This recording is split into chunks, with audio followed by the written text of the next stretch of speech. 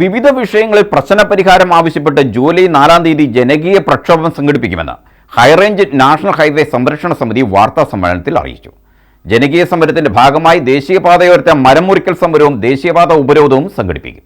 ദേശീയപാതയിൽ മരം വീഴ്ച തുടർക്കഥയായ പശ്ചാത്തലത്തിലാണ് ഹൈറേഞ്ച് നാഷണൽ ഹൈവേ സംരക്ഷണ സമിതിയുടെ നേതൃത്വത്തിൽ ജൂലൈ 4 ജനകീയ പ്രക്ഷോഭത്തിനൊരുങ്ങുന്നത്.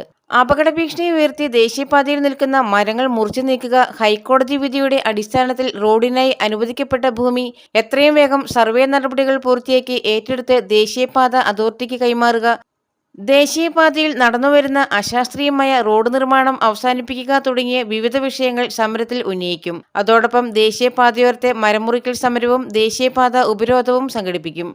അധികൃതർ ആ അപകടകരമായി നിൽക്കുന്ന മരങ്ങൾ മുറിച്ചു മാറ്റാൻ തയ്യാറാകുന്ന സാഹചര്യത്തിൽ ജൂലൈ മാസം 4 ജനകീയ സമിതിയുടെ നേതൃത്വത്തിൽ ജനകീയ ഹൈറേഞ്ച്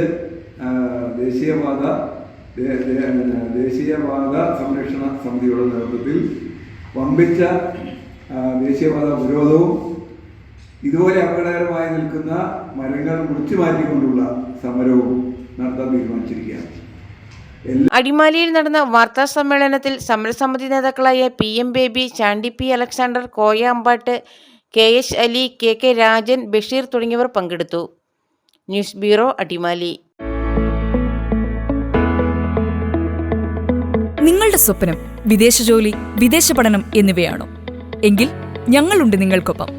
ഭാഷാ പഠന രംഗത്ത് വർഷങ്ങളുടെ കൈമുദ്രയുള്ള റോയൽ ബ്രിട്ടീഷ് അക്കാദമി നിങ്ങളിലേക്ക്.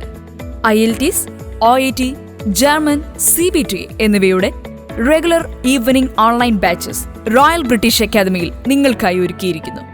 Royal British academy, Muvattupuzha, Kothamangalam.